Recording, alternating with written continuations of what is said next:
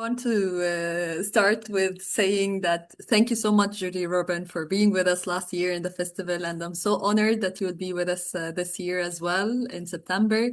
And we were just opening up the discussion of the differences between art therapy and art psychotherapy and art as therapy or therapeutic arts in general. And I believe that there is a lot of confusion for people and practitioners the same. Like I feel like even a lot of practitioners cannot make the difference between these practices, especially that a lot of social workers, coaches, artists using the arts as therapeutic tool. So can you open up this a little bit? Well, you're right. There is a huge amount of confusion, and it's understandable because art therapy is a hybrid. And Edith Kramer once said that the foundation of art therapy, or a way of understanding it, was as a stool with three legs. Mm, One of them was art, one of them was education, and the third was psychotherapy. mm, And it seems to me that one way of looking at this confusion is it depends in part on which leg you're emphasizing in yeah. what you're doing. That's within the profession. Mm, But historically, it was educators and psychotherapists, psychiatrists, psychologists who first invited artists into mental health settings and educational settings that, like Edith Kramer's first setting, which was a school for disturbed boys, um, to make art. And they were not trained clinicians.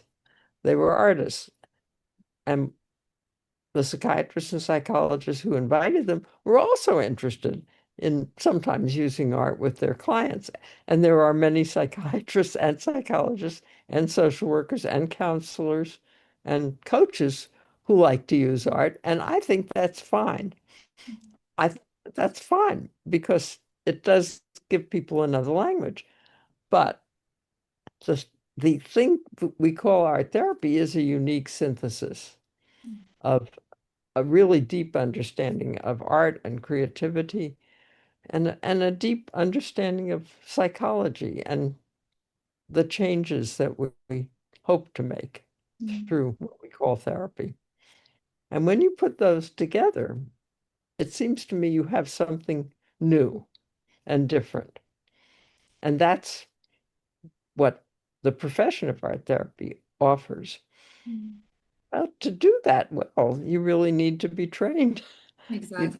need to understand media, materials, which, yes, you know how to use as an artist, um, but understand more how other people respond to them, may become familiar with a wide range, and maybe most important, understand human beings, how they develop, what goes on when they are in trouble, internally, externally. Um, and putting that together is a challenge and takes time. And you also need to know yourself. Almost all the art therapy training programs require some kind of personal psychotherapy, as do most training programs in clinical work, which is smart because, especially with the arts, you can project your own ideas so easily. You need to understand who you are so you don't get in the way of seeing who Yes. the client or clients are. Now, Transference and counter transference that happens as well. It's very important. I believe that uh, all people who are working in the helping field to get some support themselves as well, so they keep this maintenance somehow to their psyche. you're right. And on top of requiring it as part of training, I personally think it's almost, well, not required, but certainly recommended to consult with a more experienced clinician Yes. and to have groups that meet on a regular basis to share their work, no matter how many years of experience you Yes, have. supervision, peer supervision. Yes. My friend Ellie, who is 90, still goes to a weekly group consultation Yes. with other clinicians. She's a drama therapist Mhm. and an analyst, but she recognizes, as I think anybody who's serious about this work, Yes. that you have to keep on learning. And actually, Eric Erickson said that to me when I met him in 1964.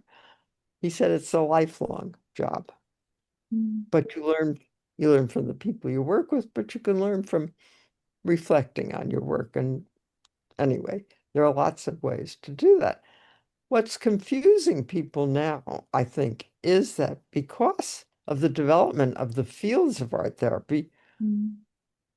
art, music, dance, drama, poetry, um, which were actually stimulated by the interest of people already in mental health, primarily, Mm. um, mainly psychiatrists, psychologists, who saw the value of creativity. Because these fields have developed now for about a century, um, the public has sort of awakened to the Yes. idea the arts are healing. And so, fortunately, all of a sudden, within the last decade or two, the World Health Organization and lots of other entities like Save the Children. Yes. Um, I, I mean, I could list a lot of different groups that are not doing psychotherapy or art therapy per se, but are offering art, some art form in a way that's helpful Yeah. and healing. And these are valid and wonderful, but they're not the same Yes. as just like the psychiatrist who includes art in what he offers his patients, um, the artist who goes into a shelter and offers activities that are therapeutic and helpful, even the person who uses a coloring book that is soothing to Yeah. fill This is a point that I in want you to open shapes. up a little bit, that there is now a lot of art, coloring books and different exercises ready made, created in a book for people to buy, and they are calling it art therapy, help book, and so on. So, what is your take on that as well? Well, I think it's interesting. In the early days of the field, we had debates about whether we should trademark the Mm, term. mm, I think we may have been stupid not to. But at the same time, I don't think you can really regulate it. It's sort of like if somebody says they're doing art therapy, but they don't have the training, you can't really do anything about it except let them know, but you don't have any um, clout mm, or actions that you can impose unless they're members of the association, which they wouldn't be if they're not yeah, art therapists. So it is a matter, I think, of public education and also education of people in related professions who mm, are fascinated by, excited by, interested in art therapy, but don't see the difference between the art therapist who really understands how to help somebody with a serious psychological problem and the artist who offers their services to help people deal with the tediousness of a hospital stay. yeah, Both are helpful, but it's a different kind of help. And understanding the differences is a challenge. mm, Um, the fields of social work and counseling and psychology, um, certainly psychiatry, are well regarded. They're well established. And even though mental health counseling is fairly recent, mm, it's gotten a foothold because counseling existed before. But the creative arts therapies are not necessarily seen as equivalent mm, to those professions, some of which do train at the master's level, yeah, like social or counseling. But creative arts therapists are trained just as well, if Mm. not more rigorously. The Mm. standards are pretty steep in most countries, and that's because the people who founded the field really were serious about wanting to do very good work to help people. Yes. So I think the challenge really is to educate others.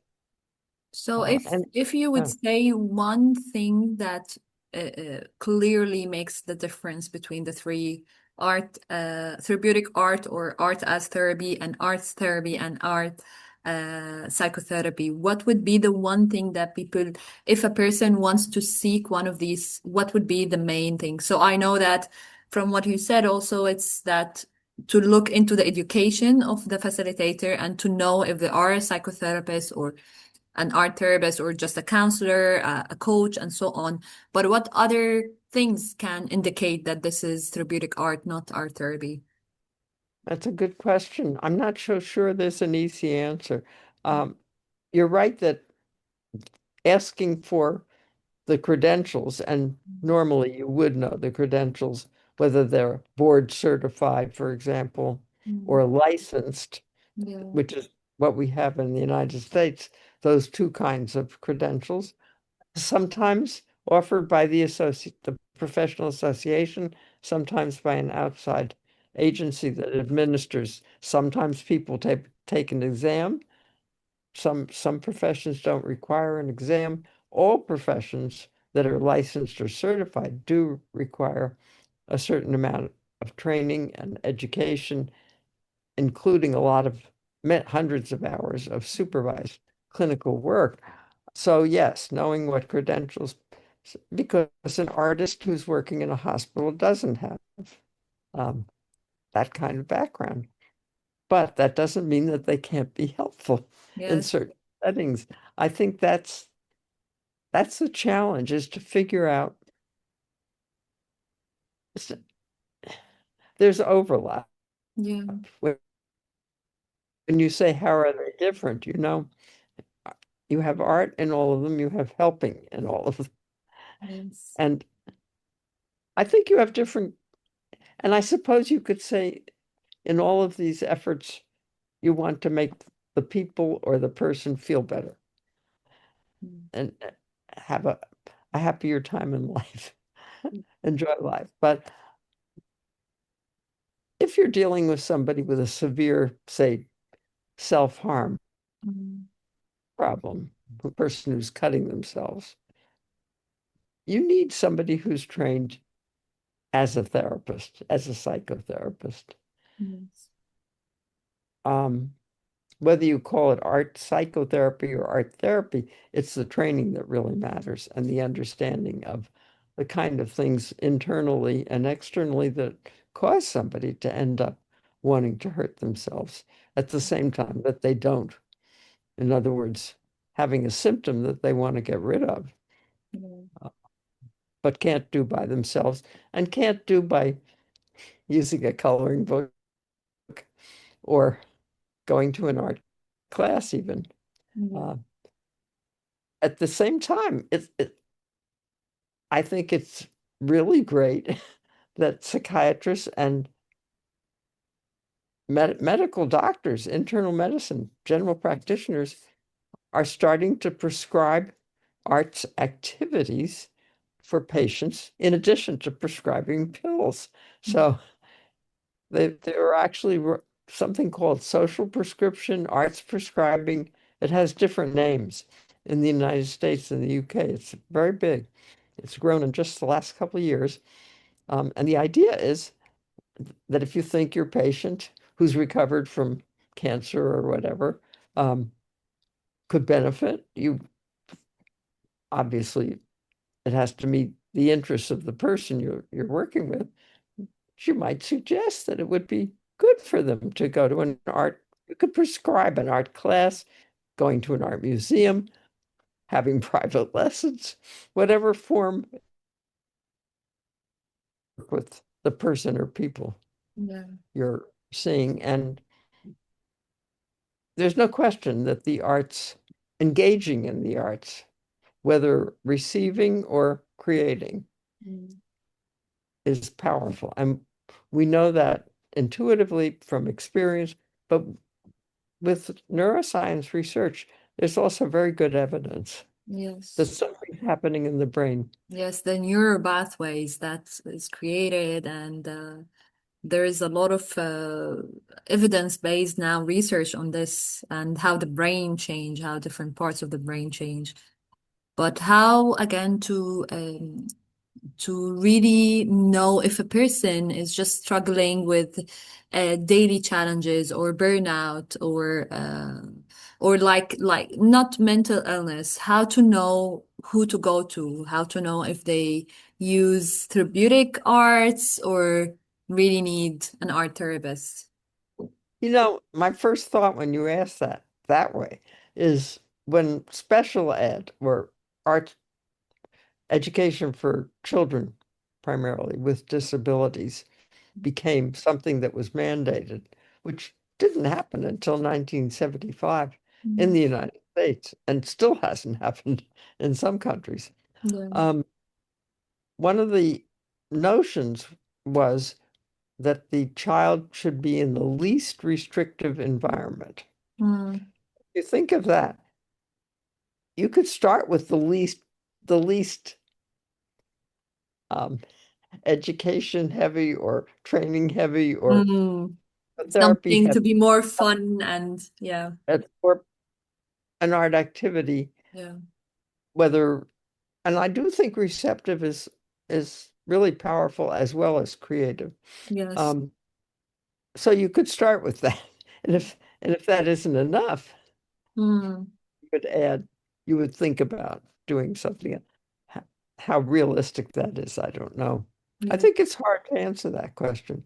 But I I feel think a it's lot, also person specific and situation specific because some people would have more resistance towards going to a psychotherapist, but would easily go to therapeutic arts. And also the stigma in some countries, and like there is a lot of background to it as well that is person specific, I believe, situation specific, and also culture specific.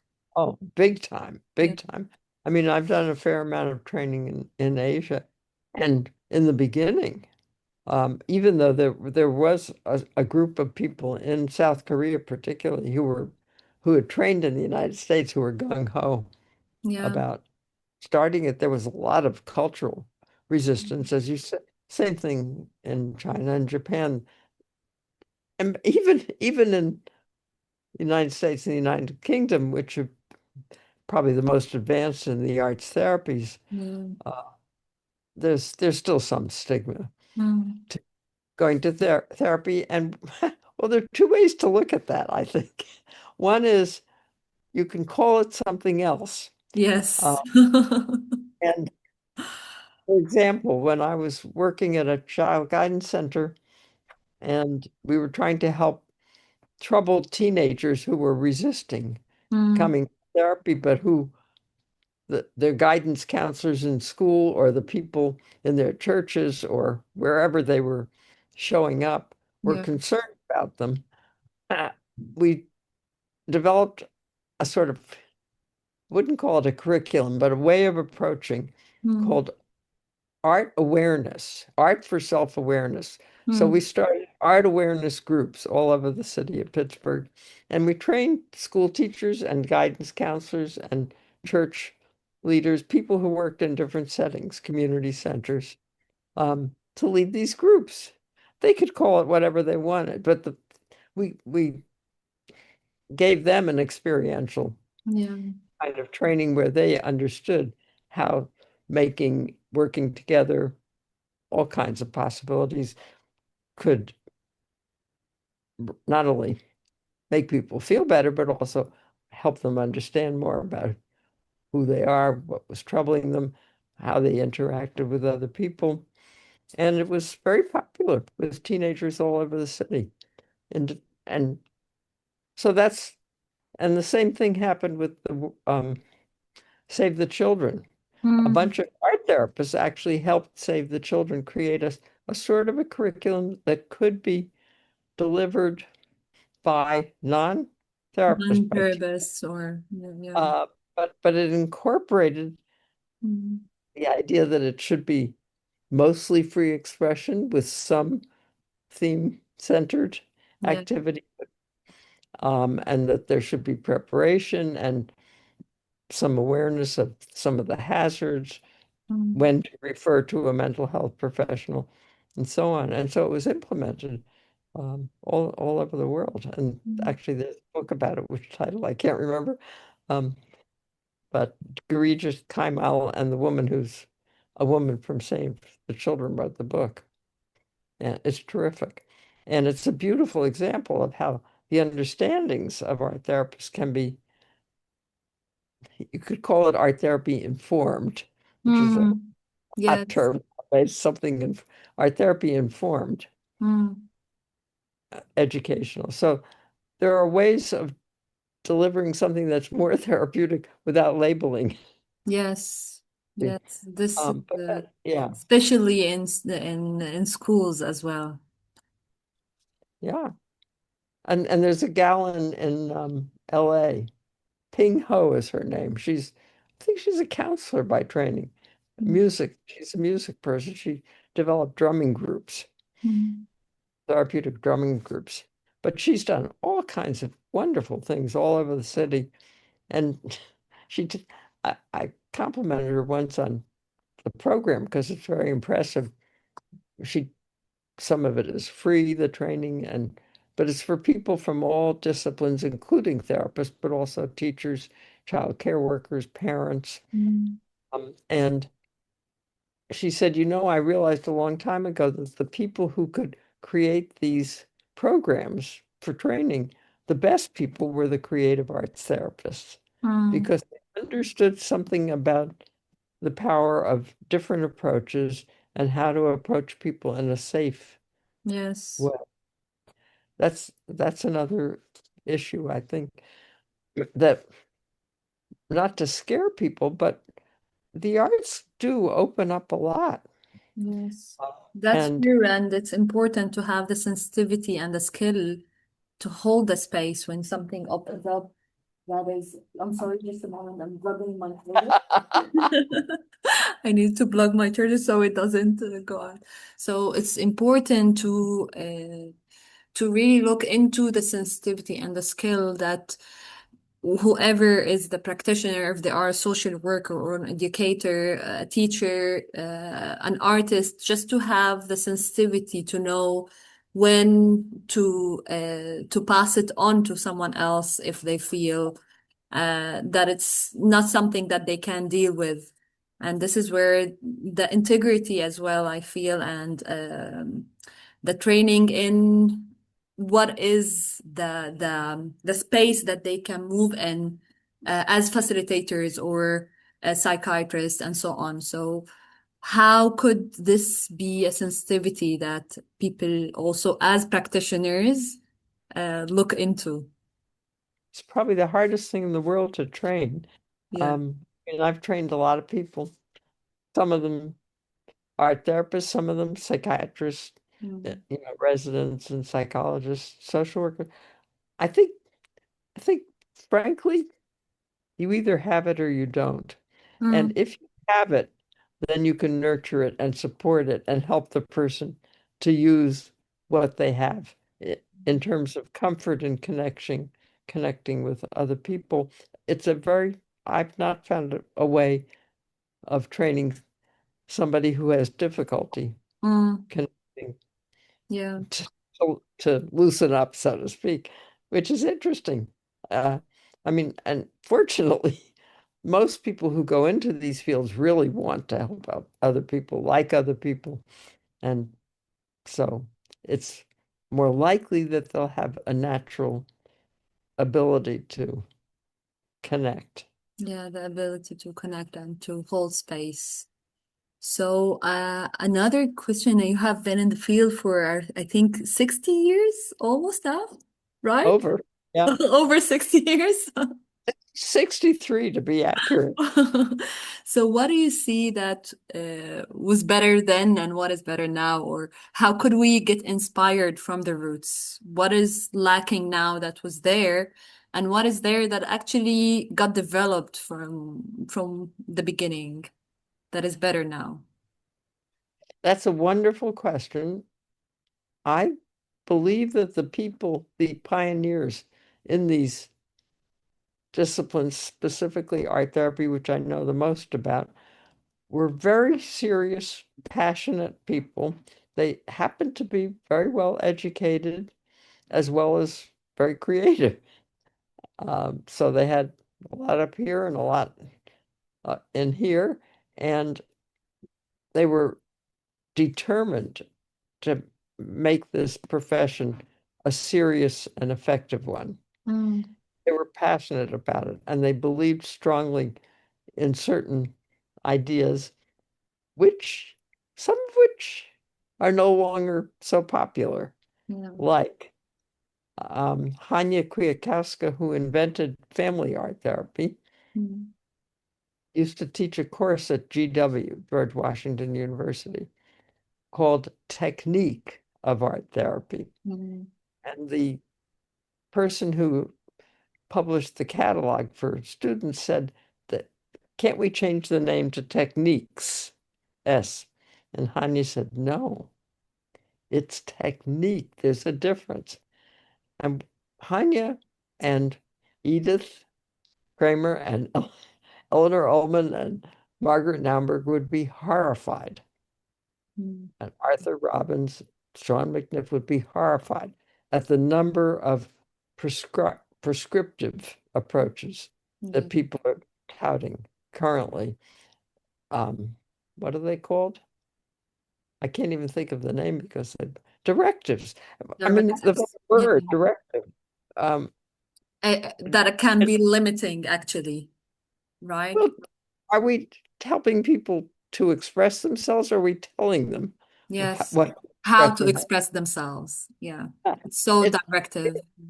it seems almost the opposite of what the creative process is about. Now, can you have a theme? Can you have a way of being together? Can you have ideas about what can happen that are helpful in helping people get into a, a creative activity? Sure. Um, but the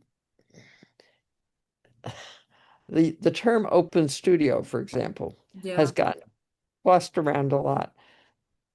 The initial art therapists in the England and the United States and in South America and Europe essentially were invited into psychiatric um, hospitals, and they set up studios Hmm. and they open and they This didn't is have why it was an open studio. Yeah.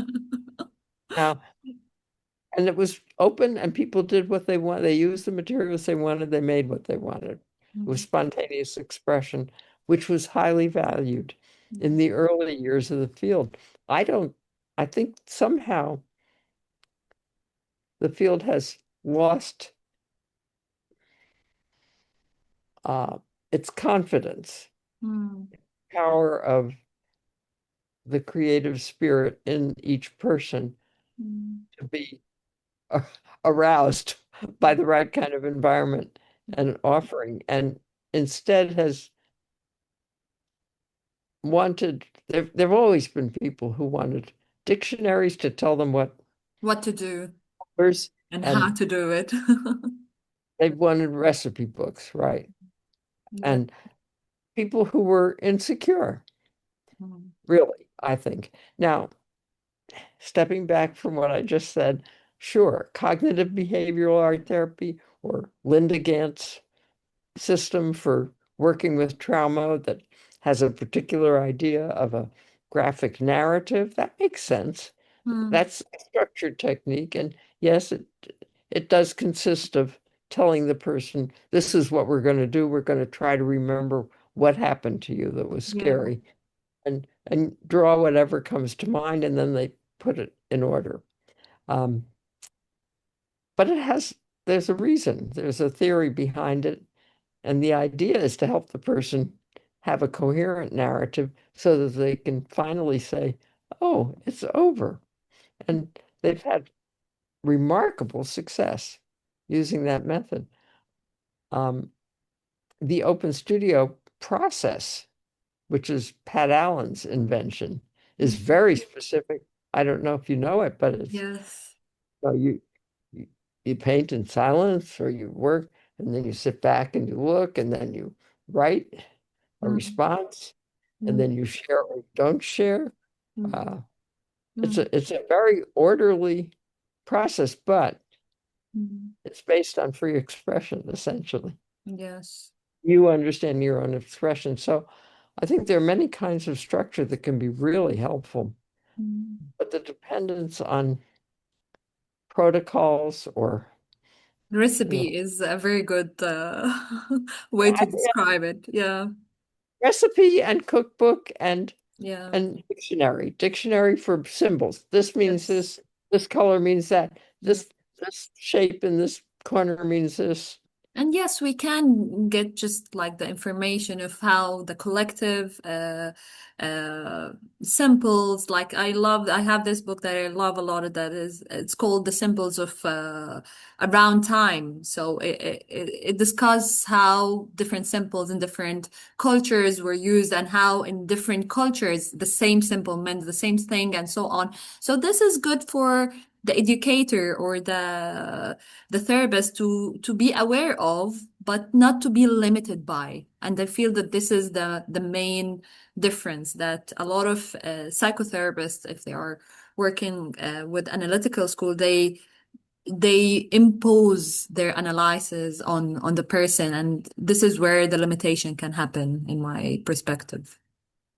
You know, the pioneers were in the 40s and 50s in the United States and I'm thinking also Finland. I mean, a lot of places they tended to be psychoanalytic because that was the only game in town at that time. In Sky, Yes. that was the only orientation. Humanistic and cognitive hadn't happened yet. Yeah. So Freud and Jung were the only things people were talking about. And and so of course they valued free expression, you know. Uh, I mean that's the way the analytic process works. Free Mm. association. You Yes. literally go from one idea to another. Yeah. Um, and they were horrified actually by people who were then trying to use prescriptive methods. Hmm.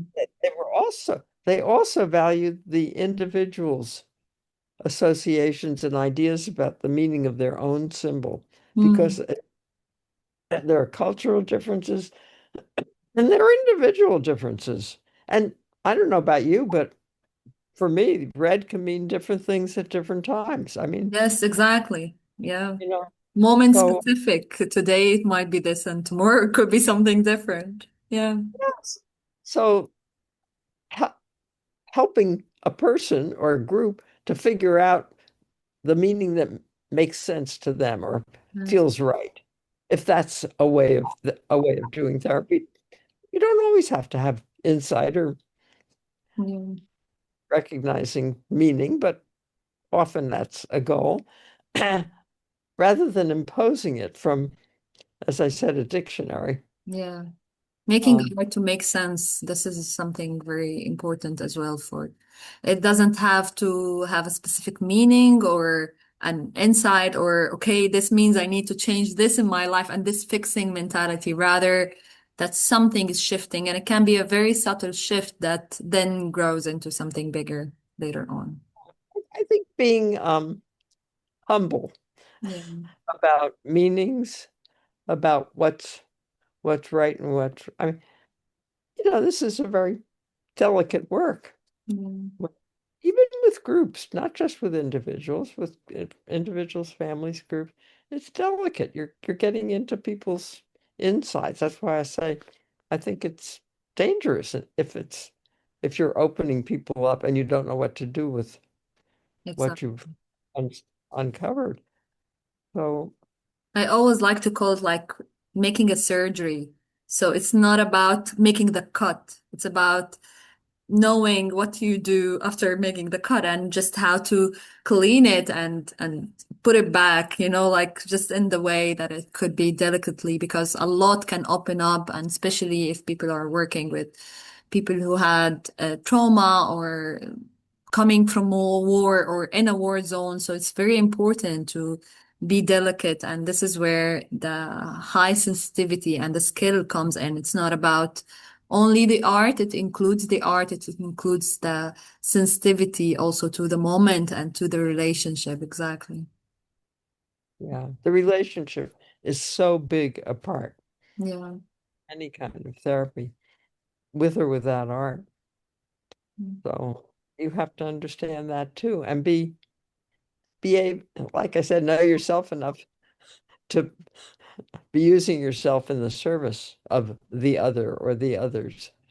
Yes. Um, it's challenging work, but it's wonderful work. I mean, but you asked what's changed. I think the early art therapist, it was a little purer, a Mm, little more pure, mm, and it was just the creative process.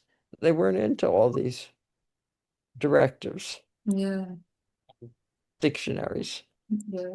They were really respecting individual creativity and helping individuals to find their way and not having a sort of preordained idea of how to get Mm, somebody there, really being open to the process. yes. Trust the process. Sean says, well, it's not just the process of creating, it's the process of therapy.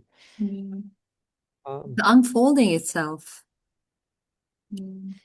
yeah, Being open to the mystery and just not trying to get people somewhere, not trying to push for a result and getting out of this fixing mentality of, okay, we need to fix this. So we will go through one, two, three, so we can fix this challenge. And most of the time, when this is the mentality of the practitioner, they're just looking at a symptom, not the real cause. Because if we're trying to fix, it's something on the surface, not on the right. depth. Mm. Yeah, Beautiful. you got it. Thank you so So, much for our discussion, and I'm well, so excited and looking forward to having you again in the festival. And I know that you will be showing us a movie, a new movie that you created. As I was telling you in the beginning of our meeting today, that you're such an inspiration. This is what I hope for, that when I'm 90, I'm still continuing with the work with full energy and creating. And also your two books you have just finished. So I'm hoping that you will be able to discuss a little bit of the wisdom that you have placed there. whatever. We'll see. I hope I make it. I hope I make it to September. I hope Yes. I make it to 90 because, as I think I told you when maybe I didn't, but my parents both died in their 60s. Mm. So I can't believe that I'm still alive.